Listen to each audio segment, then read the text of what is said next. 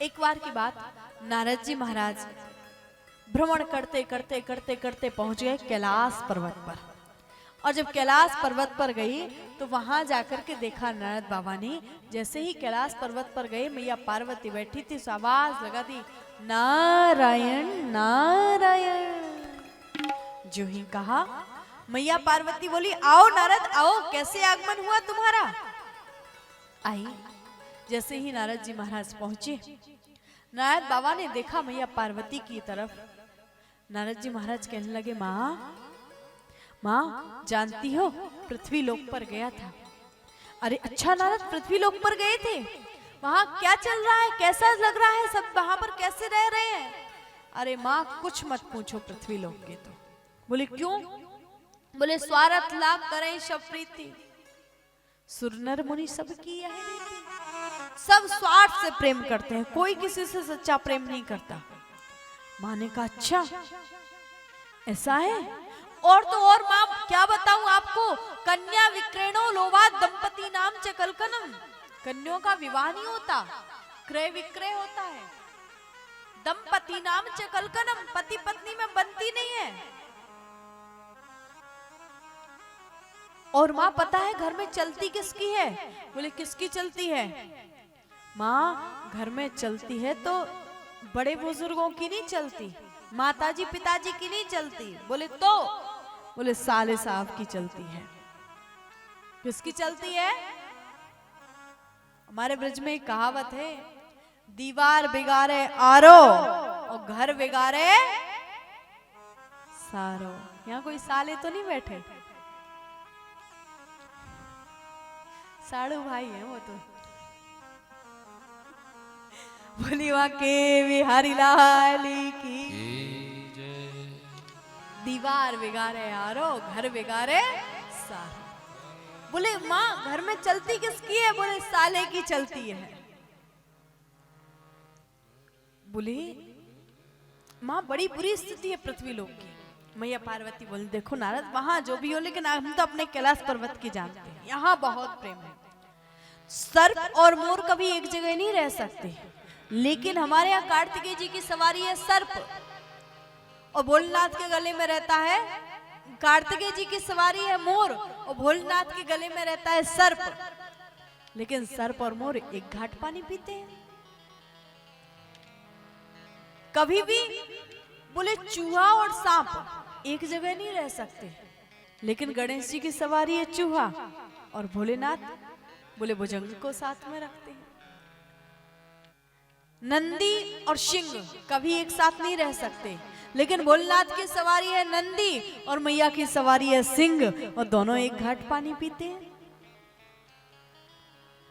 और तो और हमारे यहाँ इतना प्रेम है, अगर प्रेम की बात करी जाए, भोलेनाथ की अगर बात करूं तो भोलेनाथ तो मुझसे इतना प्रेम करते हैं, इतना प्रेम करते हैं कि जो गुरुमंत्र होता है ना, जो गुरुमंत्र कभी किसी को नहीं बताना चाहिए, वो गुरुमंत्र भी एक दिन भोलेनाथ ने भोलेपन में आकर के हमको बता डाला। नारद जी बोले अच्छा मैया, तब तो बड़ी अच्छी बात है, बाबा तो से बड़ो प्रेम करे। अच्छा मैया एक बात बताओ, जब तो को सब कुछ मालूम है तो को ये भी मालूम होगी कि भोलेनाथ के गले में जो मुंडन की माला है वो मुंड कौन के हैं। मैया बोली नारद ये बात तो मोको ना है पता। नारद जी को मिल गया मौका, सो नारद जी बोले मैया, नारद जी का तो काम ही यही है, जिस घर में कभी झगड़ा ना होता हो और वहां अगर नारद जी पहुंच जाए वहां पक्का झगड़ा, और जिस घर में हमेशा झगड़ा होता हो वहां अगर नारद जी पहुंच जाए तो हमेशा के लिए सुलह करवा दे। अब नारद जी को मिल गया मौका। नारद जी बोले मैया तू खैरी बाबा तो से प्रेम करे। अरे जा चीज को पूरे दिन भर गले में लेकर डोले ताके बारे में तो मालूम ना है, आप प्रेम करेंगे तो से बाबा। अब तो मैया गुस्सा होकर के बैठ गई। मैया जाकर के बैठ गई कोप भवन में, और जैसे ही गई मैया, इधर भोलेनाथ आए। नारद बाबा बोले बाबा जल्दी जाओ, मैया याद कर रही है। बाबा जी बोले तुम गए तो मैया तो याद कर ही रही होंगी। पहुंच गए, जा करके बोले मैया देखा पार्वती जी को, मैया पार्वती बैठी हुई है और कोप भवन में नाराज होकर के बैठी। भोलेनाथ ने कहा अरे पार्वती, अरे ओ पार्वती। मैया बोले नहीं बात करनी, जाओ यहां से। मैया से कहा अरे पार्वती क्या हुआ, क्यों नाराज है तू इतनी? मैया बोली बाबा जी आप हमसे झूठा प्रेम करते हो। बाबा जी बोले कहा है कि वो काहे को इतनी बोल रही है तू? मैया पार्वती बोली बाबा जी अगर आप हमसे सच्चा प्रेम करते तो फिर बाबा जी आप हमसे कुछ छुपाते नहीं। भोलेनाथ बोले मैंने क्या छुपाया तुमसे? मैया पार्वती बोली बाबा जी कहते हो क्या छुपाया हमसे?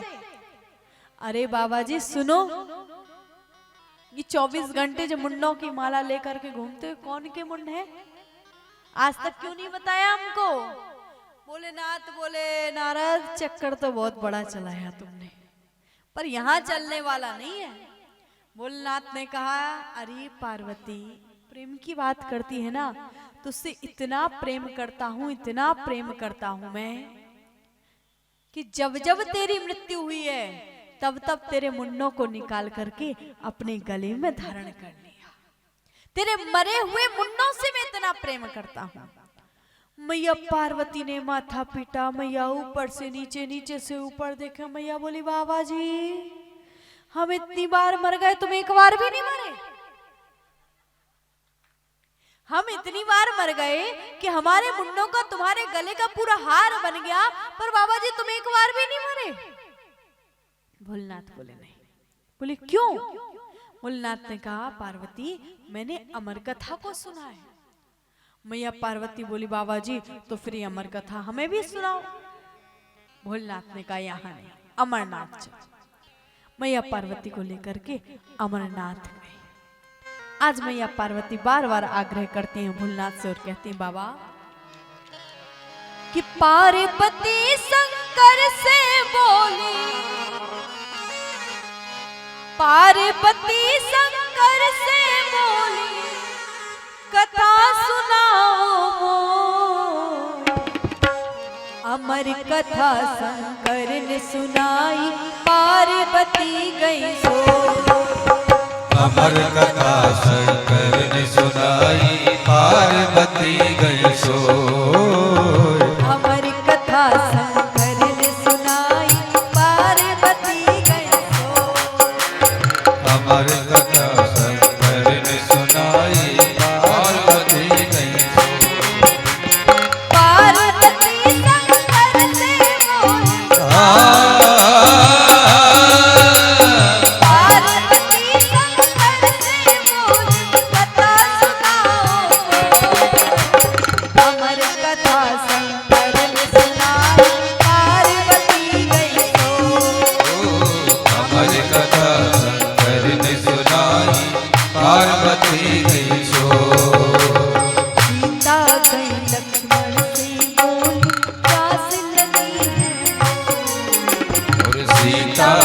लक्ष्मण से बोली प्यास लगी है मोय। सीता गई लक्ष्मण से बोली प्यास लगी है मोय। और सीता गई लक्ष्मण से बोली प्यास लगी है मोय। जब तक लक्ष्मण जल ले आए, जब तक लक्ष्मण जल ले आए, जब तक लक्ष्मण जल ले आए, जब तक लक्ष्मण जल ले आए। सीता गई है सो। अमर कथा शंकर ने सुनाई, पार्वती गई। ओ अमर कथा शंकर ने सुनाई, पार्वती गई सो।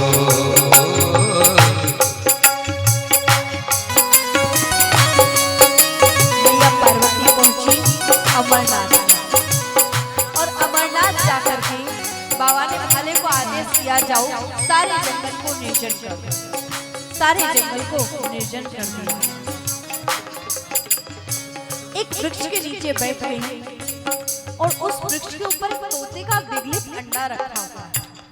कथा का प्रभाव उस अंडे में से तोते का बच्चा निकल आया। जैसे ही उस बालक को देखा, वो बच्चा भी कथा सुनने लगा। भोलेनाथ मैया पार्वती को कथा सुनाते रहे, सुनाते रहे, सुनाते रहे। छठवां दिन आया, थोड़ी गूढ़ कथाएं आई, तो मैया पार्वती को नींद आ गई। अब उस समय भोलेनाथ ने कहा, पार्वती मैं कथा तो सुनाता हूँ, मगर कथा आंख बंद करके सुनाता हूँ। अब मुझे कैसे पता चलेगा कि तुम कथा सुन रही हो? तो मैया पार्वती से कहा, तुम एक काम करो, तुम ओम ओम का उच्चारण करते जाना। मैया पार्वती ओम ओम का उच्चारण करने लगी। अब मैया सो गई। तोते ने सोचा मैया ने तो ओम का उच्चारण करना बंद कर दिया, तो मैं बोलना चालू कर दूं। तोते की एक विशेषता होती है, तोता मानव की भाषा में बोल सकता है।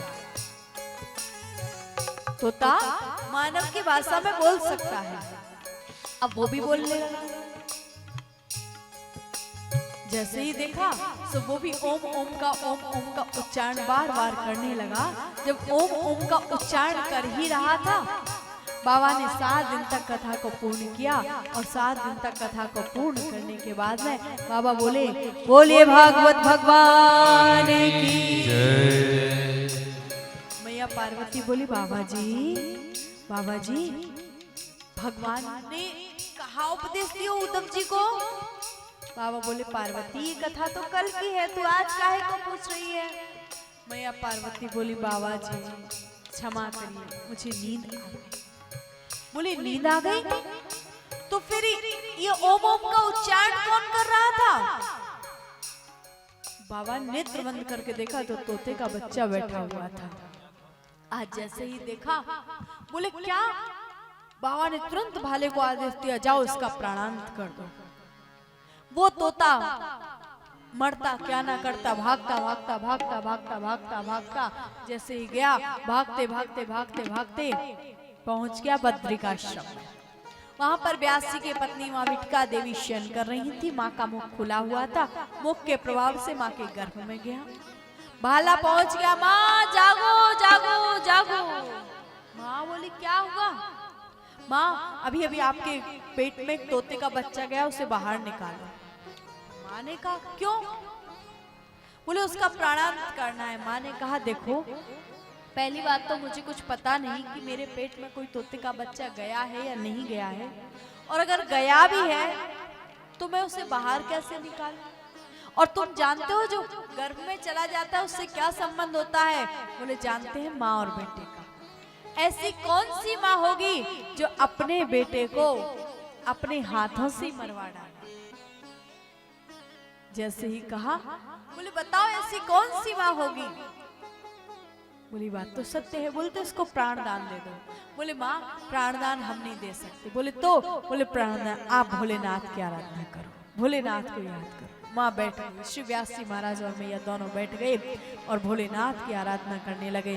बाबा का नाम जप करने लगे, बाबा को पुकारने लगे, कहने, ओम नमः शिवाय, ओम नमः शिवाय, हर हर भोले नमः शिवाय, नमः शिवाय, ओम नमः शिवाय, हर हर भोले नमः शिवाय, नमः शिवाय, ओम नमः शिवाय, हर हर भोले नमः शिवाय, नमः शिवाय, ओम नमः शिवाय, हर हर भोले नमः शिवाय, नमः शिवाय, ओम नमः शिवाय, हर हर भोले नमः शिवाय, नमः शिवाय, ओम नमः शिवाय, हर हर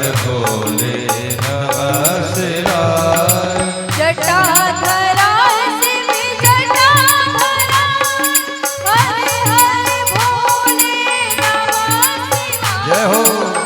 जटाधरा शिव जटाधरा, हर हर भोले नमः शिवाय, जटाधरा शिव जटाधरा, भोले हर हर भोले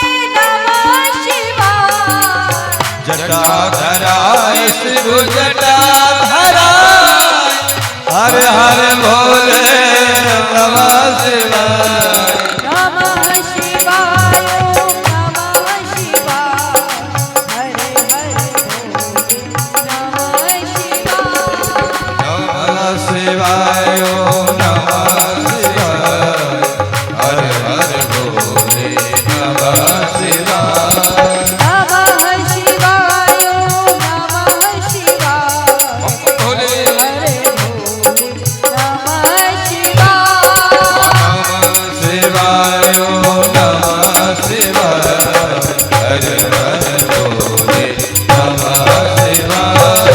नमः शिवाय नमः शिवाय हर हर भोले नमः शिवाय नमः शिवाय नमः शिवाय हरे हरे भोले नमः शिवाय नमः शिवाय नमः शिवाय हर हर भोले नमः शिवाय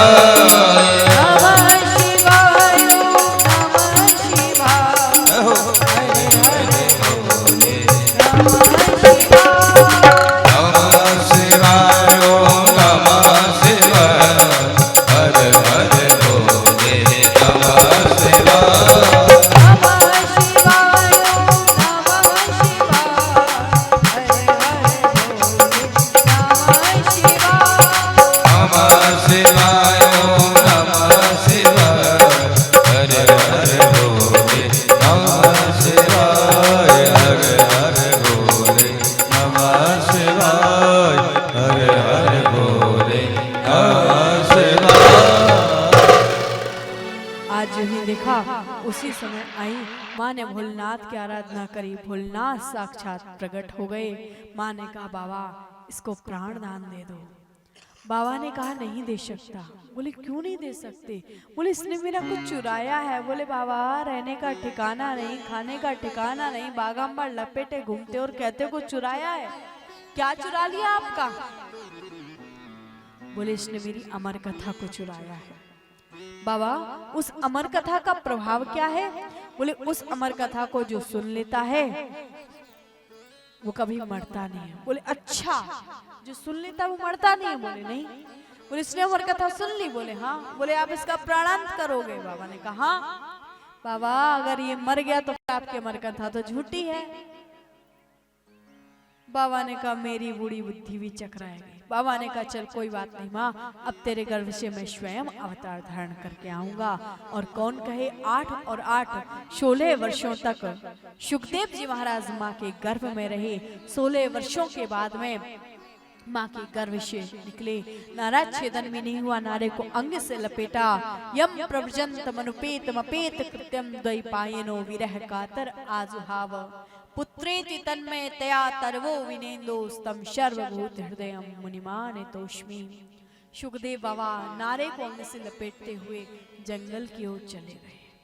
ऐसे वितरागी श्री सुखदेव जी महाराज, जिनको व्यासी महाराज हा पुत्र कहते हुए इनके पीछे पीछे गए पर लौटा करके नहीं ला सके, ऐसे परम वितरागी श्री सुखदेव बाबा को हम सब मिलकर के बारंबार प्रणाम करते हैं। बोले भक्तवत्सल भगवान की जय।